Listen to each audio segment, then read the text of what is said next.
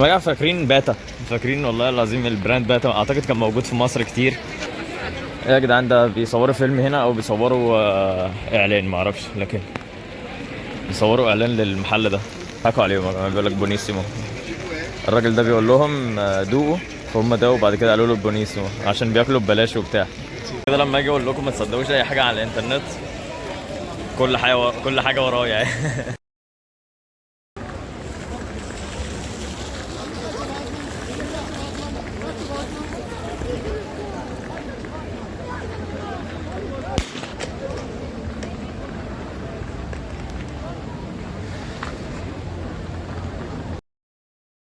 بعد ان انا فهمت انه في دلوقتي فيستا في فيرونا، وانا رحت فيرونا قبل كده وصورت فيها فيديو، فهينزل معرفش دلوقتي ولا لا، لان انا صورته في الصيف، ممكن ينزل في الشتاء معرفش، بس هفهمكم ان هو نزل اتصور في الصيف. المهم يعني دلوقتي عرفت انه في فيستا، في حفله في فيرونا بتتعمل، ده اللي فهمته، معرفش هروح اشوف ولا لا. هروح اشوف يعني. فاحنا دلوقتي رايحين ناحيه فيرونا، ده اللي انت هتبقى فاهمين. انا اجازه من الشغل النهارده، فقلت اصور اروح مدينه، مع ان الدنيا بتمطر والله وبتاع، لكن قلت ما ينفعش اقعد في البيت، لازم اصور وبتاع وبس. وفي فيديو هينزل بكره. المهم يعني الفيديو اللي انتوا شفتوه هيكون نزل بكره بالنسبه لي انا دلوقتي، والفيديو اللي بيتصور دلوقتي معرفش هينزل امتى، لكن هنشوف.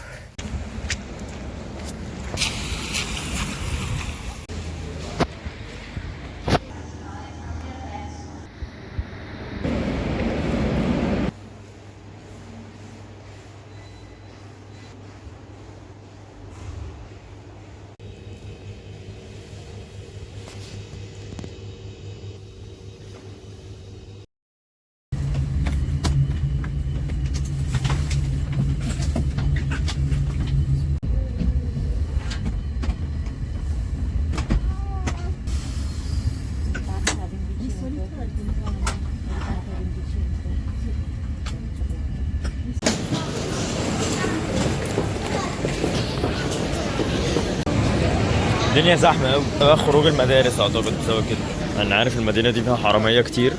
عامل فيديو لوحده على أساس إنه هل إيطاليا أمان وهل الدول الأوروبية أمان زي العرب ولا في فرق شاسع. عامل فيديو لوحده كده عشان الناس توضح لها حاجات كتير أوي. لكن المدينة اللي أنا فيها ده اللي أنا أعرفه إنها فيها حرامية كتير، وتاني حاجة إنها أصلا لسه مسروق امبارح، اتسرقت العجلة بتاعتي امبارح. مش مشكلة عادي، ربنا يسهل يعني. احنا بندور عايزين نشتري مظله عشان الدنيا بتمطر جدا، مش عارف اشتريها منين بجد. مش عارف اشتري مظله منين، الدنيا بتمطر جامد وبتاع وما هنشوف دلوقتي. عايز اوريكم الدنيا كل ده بيمطر. ايوه المفروض انا اعتقد اركب الاتوبيس اللي هناك ده، وعايز اشتري مظله في نفس الوقت. معرفش اشتري الاتنين ازاي، هعمل الاتنين ازاي.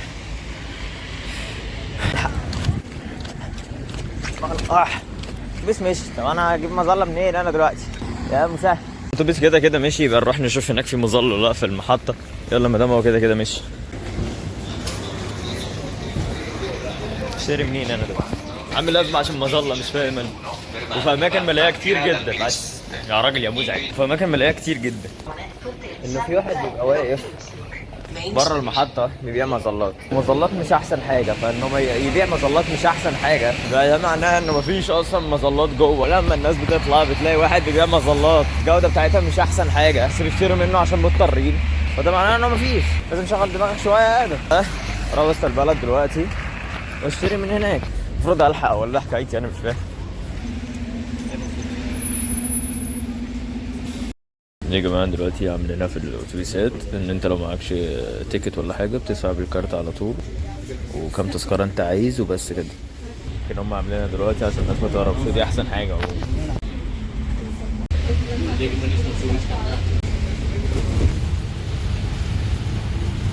خلاص احنا قربنا. هو الباب اللي هناك ده فيه سور هناك، بعرف إن احنا وصلنا وسط البلد فيرونا. ده أشهر مكان في فيرونا، ده وسط البلد بتاع فيرونا يعني.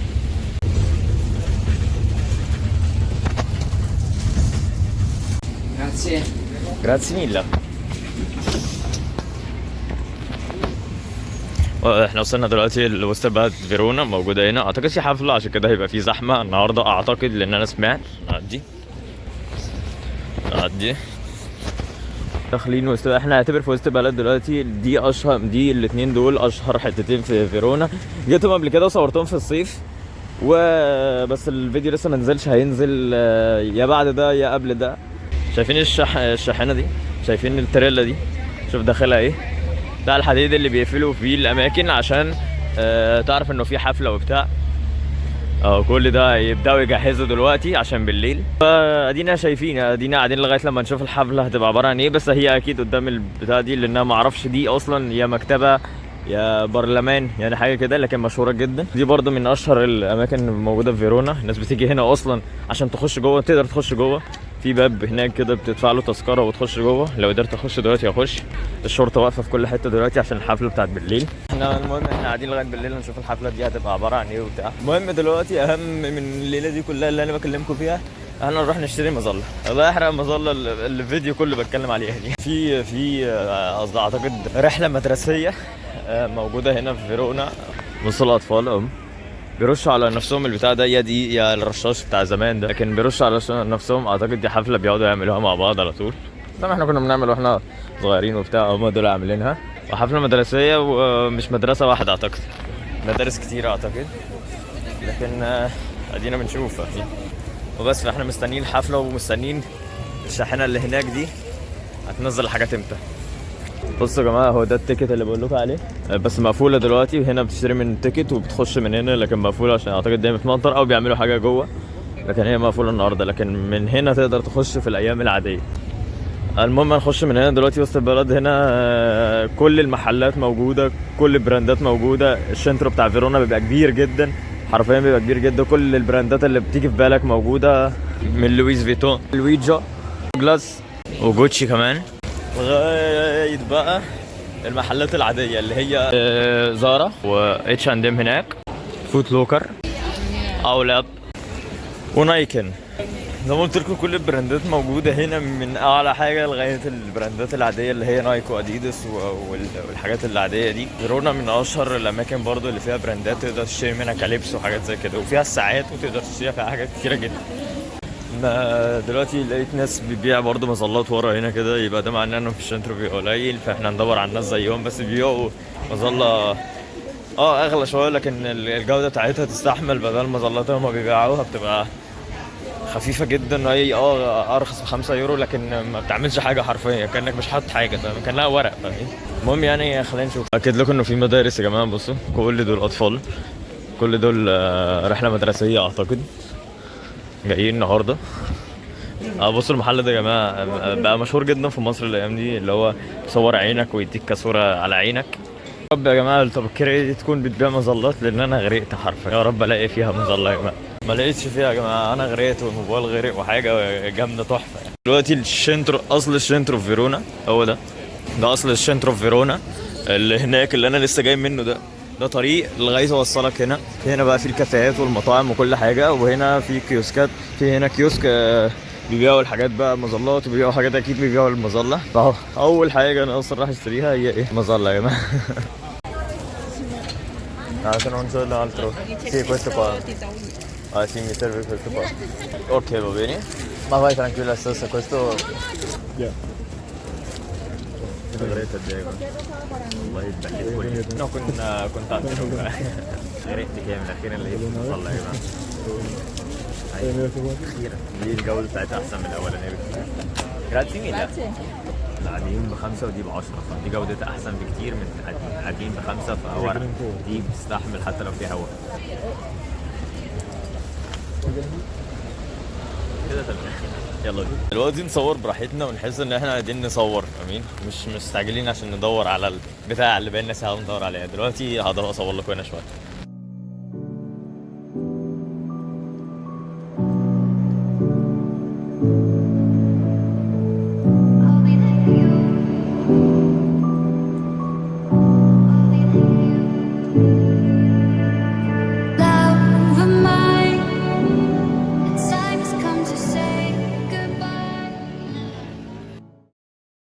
ده الشنترو بتاع فيرونا، معروف هنا. الحته اللي انا واقف فيها دي معروفه بان هو فيها الكيوسكات زي كده، بيبيعوا التذكار. انت جيت فيرونا ولا حاجه بيبيعوا التذكار وحاجات زي كده، زي دول كده، حاجات زي دي. تقدر تشتري التذكار اللي انت عايزه.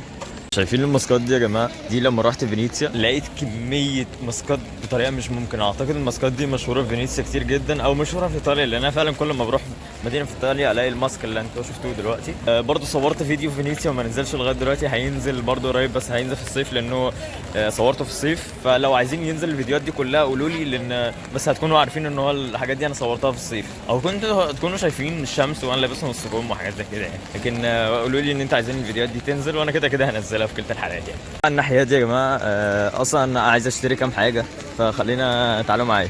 ده السنترو باختصار.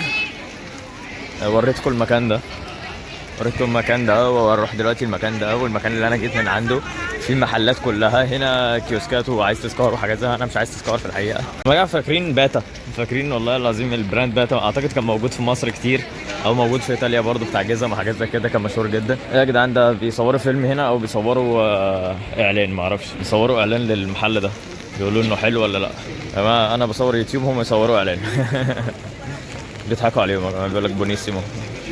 الراجل ده بيقول لهم دوقوا، فهم ده وبعد كده قالوا له بونيسيمو عشان بياكلوا ببلاش وبتاع. انا وريتكم الاعلان دلوقتي اهو. خلف الكواليس كده. لما اجي اقول لكم ما تصدقوش اي حاجه على الانترنت، كل حاجه ورايا يعني. العيال في كل حته يا جماعه، المدارس، العيال في كل حته حرفيا. النهارده في ما اعرفش. هنخش نشوف دلوقتي محل. لازم اسيب المظله فوق تحت. ciao. Io voglio fare questo qua. Non è obbligatorio. Ok.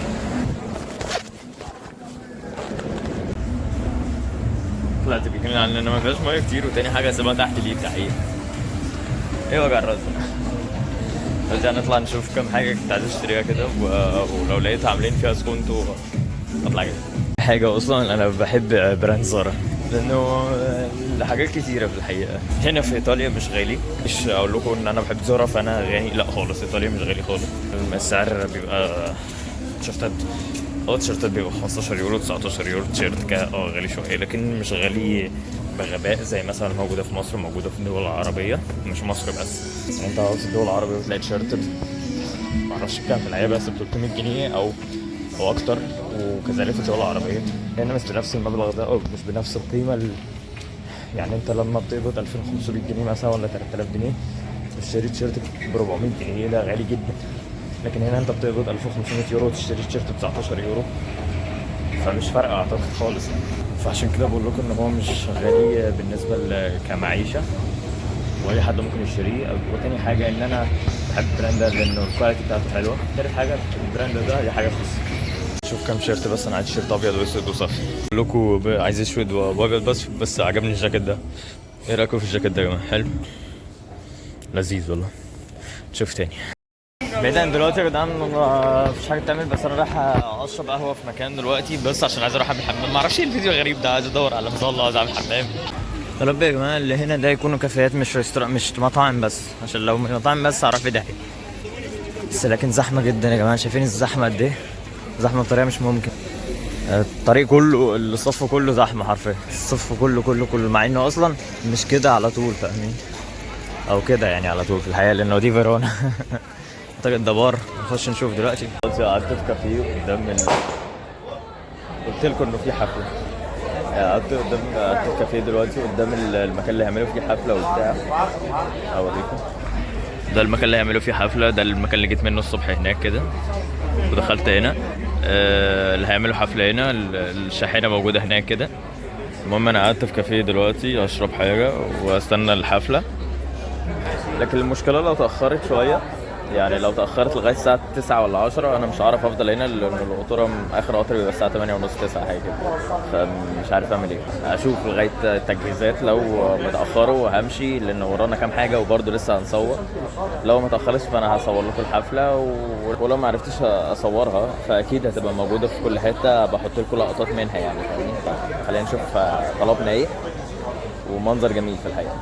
تيراميسو يا جماعه الحاجه وصلت. طلبت تيراميسو وطلبت قهوه قدام المنظر الجميل ده. تيراميسو عباره يا جماعه عن حلاوه ايطاليه صرف، تبقى بسكوت وقشطه او حاجه شبه كده وبسكوت تاني وقهوه كتير.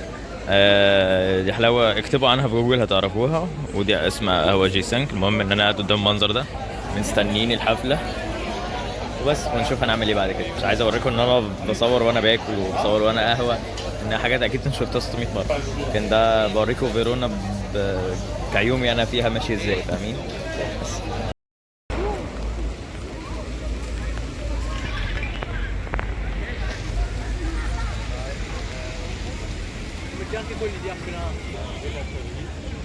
شكلهم هيتأخروا يا جماعة، احنا هنستنى شوية لأن هم أصلا حطوا الحديد اللي أنا هوريه لكم دلوقتي ومشيوا، ما فيش حد تاني، فهم لسه هيتأخروا حبة، بس احنا قاعدين لغاية لما نشوف هيعملوا ايه.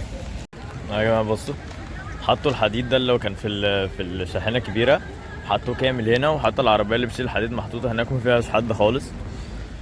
ولا هنا في تجهيزات تخلي الواحد يكون في حفلة، ممكن يكون في التجهيزات بتاعة ان هو هتعملها كام يوم او النهارده بسبب عيد الحب اللي هو يوم 12 في الشهر. شايفين هناك خالص في زينة قلوب وبتاع في كل حتة موجودة هنا، وحتى في مدن ايطالية كلها، بسبب انه عيد الحب يوم 12 في الشهر حاجة كده، او حاجة كده يوم 12 في الشهر الجاي، او يوم 14 في الشهر حاجة كده. فبيجهزوا من دلوقتي الحفله، واصلا شايفين المكان ده مقفول، شايفين المكان ده مقفول اصلا، قافلينه كانه عاملين له بوابه، فالمكان ده هو اللي هيبقى فيه الحفله اعتقد. هنخش كده ونشوف المكان، يعني هو ده اللي هيكون فيه الحفله. شايفين الحديد والعربيه اللي بتشيل الحديد اهي، وبس هو ده المكان اللي هيكون فيه حفله. الساحه فاضيه ما فيهاش ناس كتيره، انا الوحيد اللي داخل اعتقد، انا والراجل ده لكن هنشوف. هو مفيش فرقات، هو اللي الفرقعات والحاجات زي كده دول عيال المدرسه اللي قلت لكم عليه، حفله مدرسه بيحتفلوا هنا وبتاع، لكن المطاعم كلها برضو كذلك. حاجه تانية مفيش. انا هستنى هنا شويه، ما لقيتش حاجه، هرجع في سكيرة نروح الجيم بقى، نروح الباليسترا.